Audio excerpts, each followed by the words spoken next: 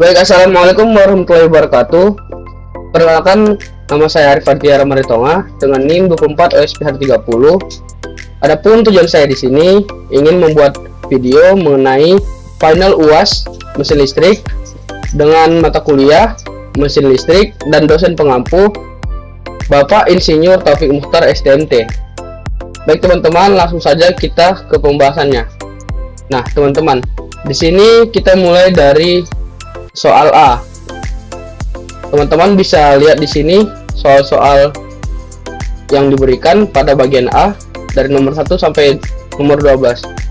Baik, kita akan jawab satu persatu. Dimulai dari nomor 1 ini. Di bidang pekerjaan mana diaplikasikan mata kuliah mesin listrik khususnya generator listrik?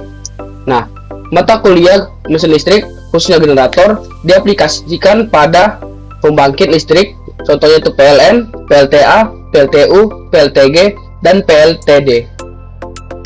Dan kedua itu di industri manufaktur, yaitu dengan pabrik sama genset cadangan. Yang ketiga di bidang pertambangan dan perminyakan. Yang keempat di bidang kelistrikan gedung.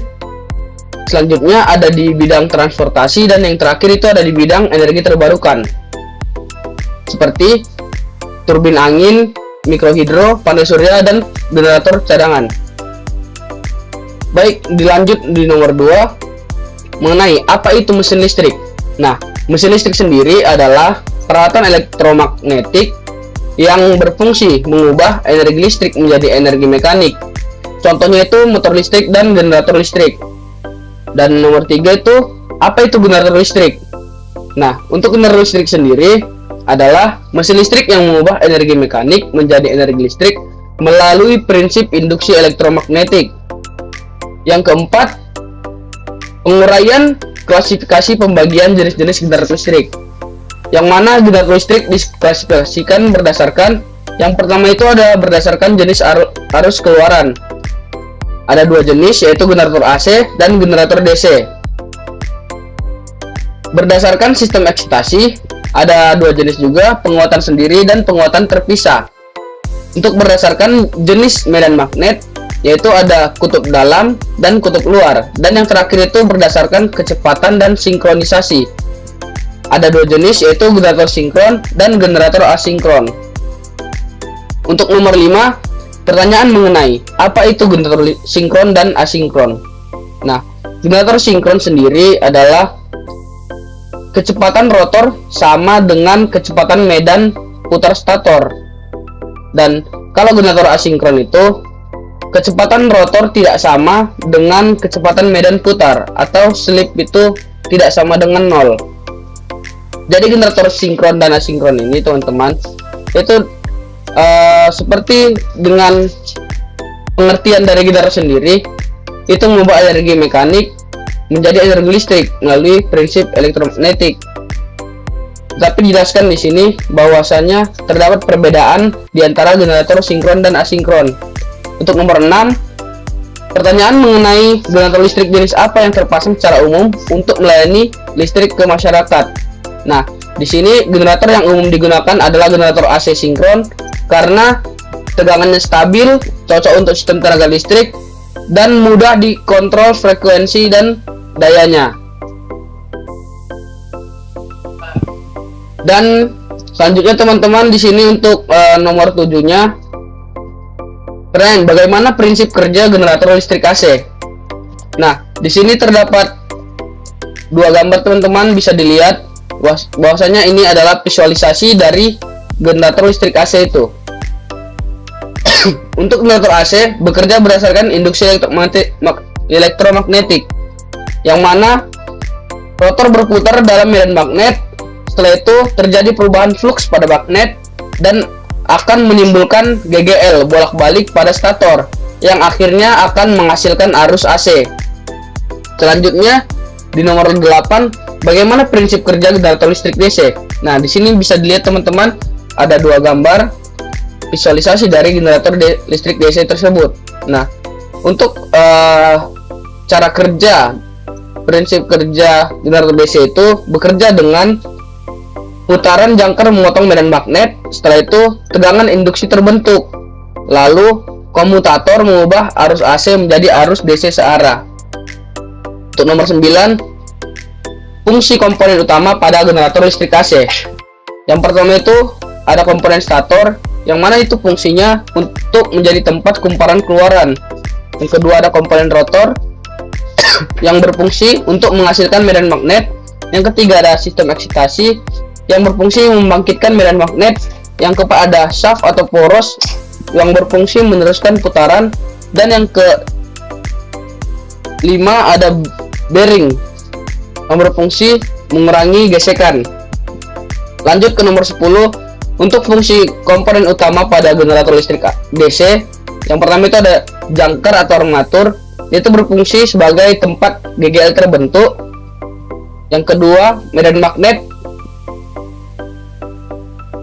untuk menghasilkan flux, komutator untuk menyarahkan arus, brush atau sikat untuk menyalurkan arus keluar, dan yang terakhir ada poros untuk memutar jangkar. Selanjutnya nomor 11, penjelasan istilah-istilah. Nah, di dalam generator DC atau AC maupun itu mesin listrik itu ada istilah-istilah sendiri, beberapa istilah. Yang pertama itu eksitasi, yaitu proses pembangkitan medan magnet. Kumparan medan yaitu lilitan pembangkit medan magnet. Kumparan jangkar atau armatur yaitu lilitan tempat GGL diinduksi. Ada brush atau sikat, yang mana brush sikat ini adalah penghantar arus dari komutator. Penguatan sendiri yaitu sumber eksitasi dari generator itu sendiri. Penguatan terpisah, eksitasi dari sumber luar. Untuk yang terakhir, di sini bisa kita lihat teman-teman perbedaan generator kutub dalam dan generator kutub luar. Dari segi aspek, untuk letak kutub medan di generator dalam itu terletak pada bagian rotor, dan di generator luar itu terletak pada bagian stator.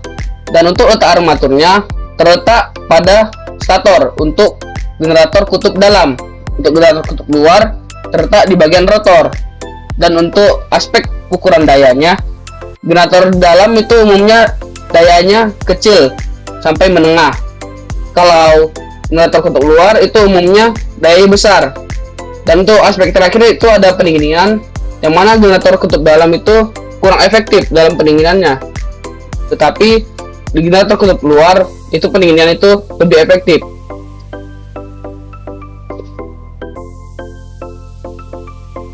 Baik teman-teman, di sini kita lanjut untuk soal B-nya. Di sini kita lihat bahwasannya terdapat dua soal B, dan untuk soal pertama ini ada beberapa yang dipertanyakan seperti Vmax, V saat alpha 390 derajat dan lain-lain.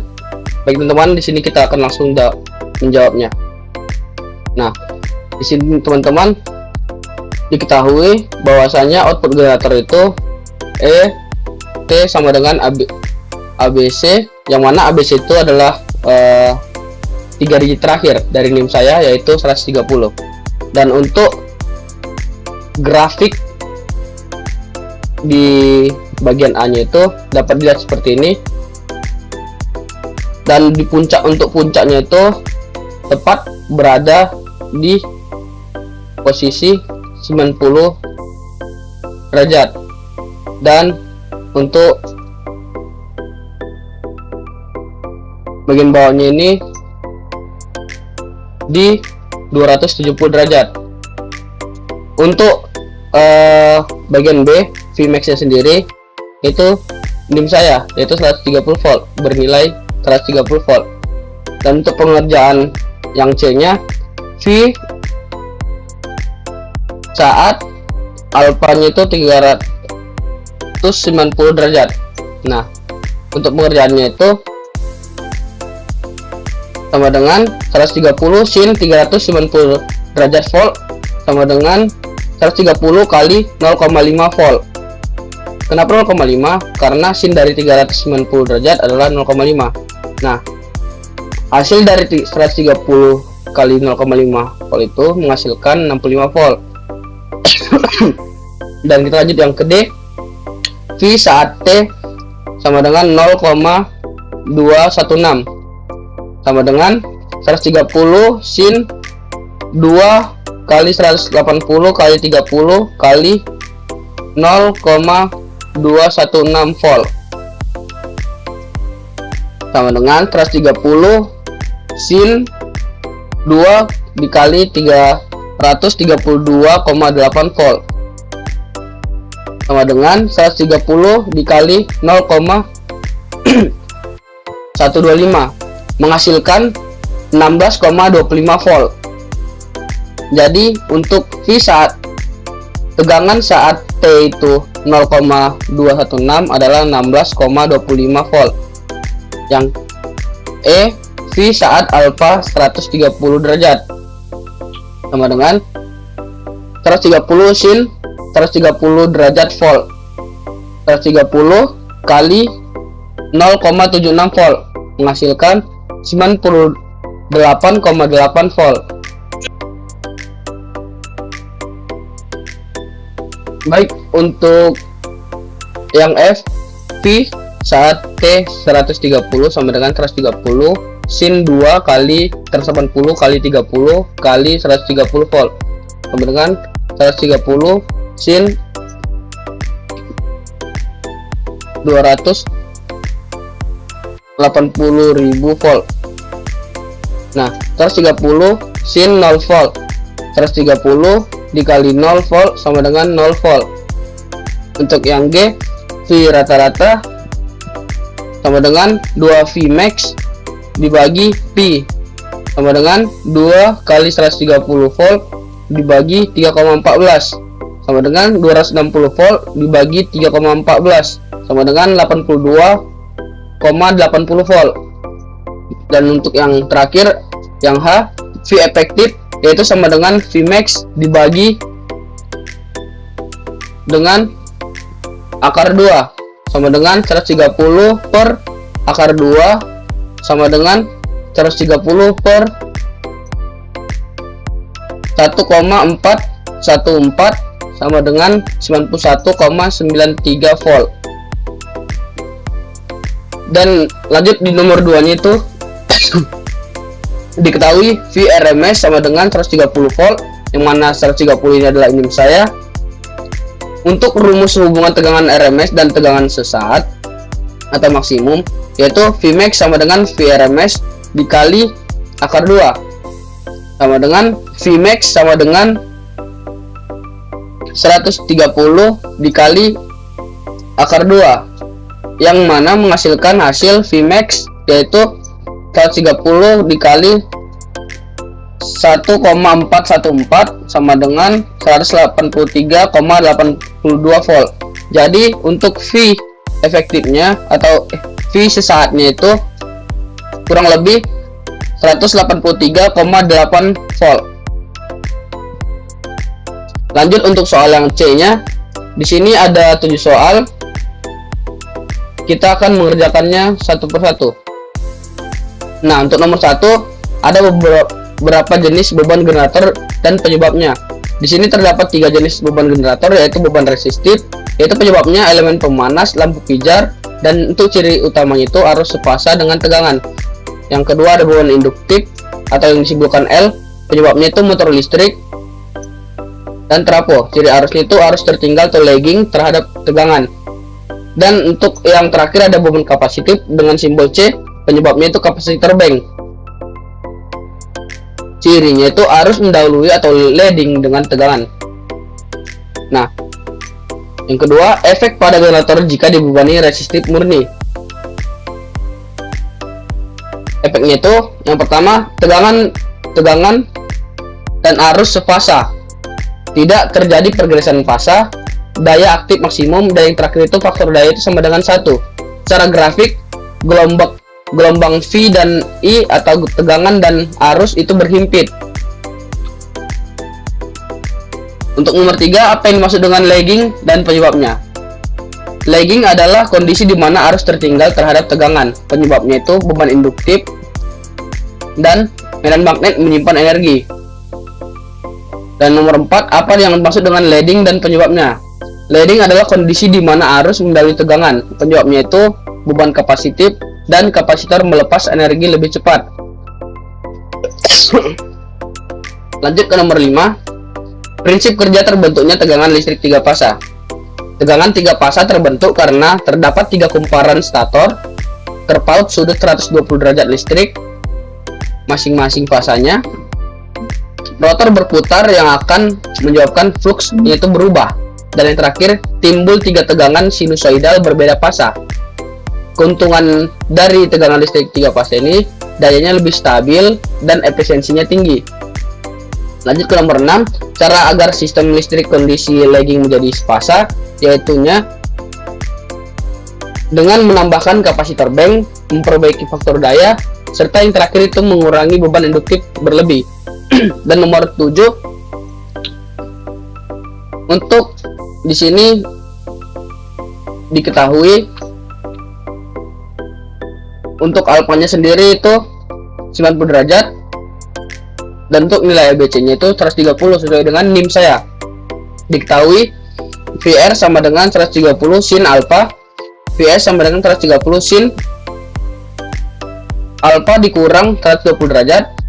Untuk VT nya 130 sin alpha dikurang 240 derajat. Jawabannya untuk VR di sini 130 sin 130 dikali sin 90 derajat, yang mana menghasilkan 130 dikali 1, yang mana hasilnya itu 130 volt. VS sama dengan 130 dikali sin minus 30 derajat, yang mana sama dengan 130 dikali minus 0,5, hasilnya minus 65 volt. Untuk yang terakhir ada VT 130 dikali sin minus 150 derajat sama dengan 130 dikali minus 0,5, yang mana menghasilkan minus 65 volt. Lanjut di soal D, jelaskan bagian-bagian genset dan cara pemeliharaan genset. Nah, langsung kita jawab di sini. Untuk bagian utamanya itu bisa dilihat pada gambar, dan ini yang pertama itu ada mesin penggerak atau engine, itu berfungsi menghasilkan energi mekanik dari bahan bakar. Yang kedua ada generator atau alternator untuk mengubah energi mekanik menjadi energi listrik. Yang ketiga sistem bahan bakar, itu tangki, filter, dan injektor. Yang keempat ada sistem pendingin, yaitu radiator dan kipas untuk mencegah overheat. Yang kelima sistem pelumasan, itu oli mesin untuk mengurangi gesekan. Yang keenam panel kontrol, mengatur dan memonitor tegangan, arus, dan frekuensi. Yang ketujuh itu ada aki dan baterai, digunakan untuk starting genset. Yang kedelapan rangka dan peredam, yang berfungsi menopang genset dan meredam getaran. Untuk cara pemeliharaan genset sendiri, yang pertama itu bisa pemeriksaan oli secara rutin, cek air radiator dan pendingin, membersihkan atau mengganti filter udara, menjaga aki tetap berisi, menjalankan genset secara berkala atau weekly test. Yang keenam memeriksa kabel dan sambungan listrik. Dan yang terakhir itu menghindari beban berlebih atau overload. Lanjut ke soal E nya, jelaskan syarat dan cara kerja paralel generator. Kita jawab di sini.